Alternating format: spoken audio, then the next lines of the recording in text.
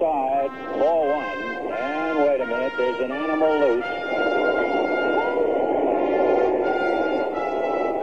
Two of them, all right.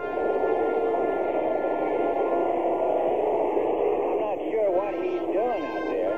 It looks like he's going to burn a flag, and Rick Monday runs and takes it away from him. And so Monday, I think a guy was going to set fire to the American flag. Can you imagine that?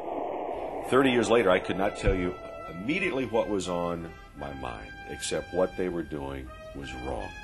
As far as I'm concerned, it was wrong in 1976. It's wrong today, what they were trying to do. The first match was struck, and as it was put to the flag, the wind blew it out, and I'm still running at them.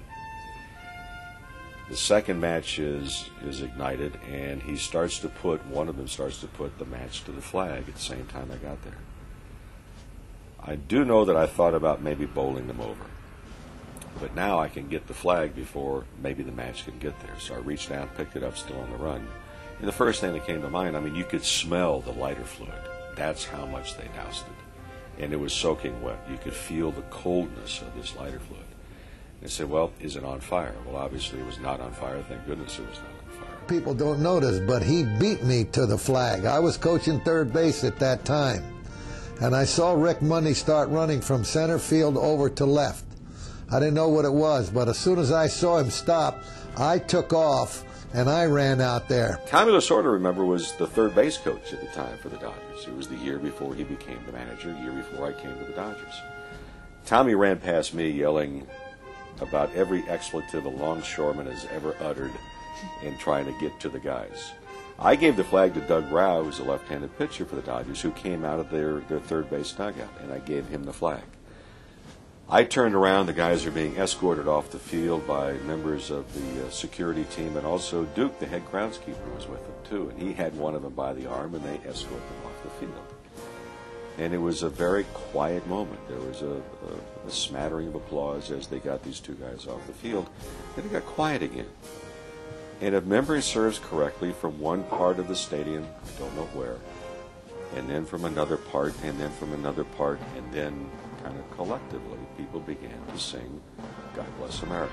Don't know where it came from. It was a very heroic move on his part in a situation that could have easily just let go.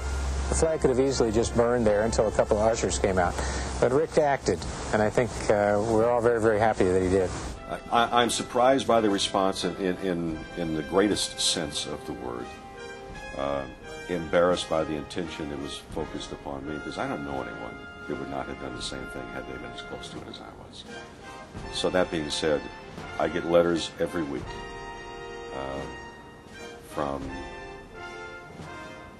retired servicemen, from their families, from kids who were not even born then, that heard about it.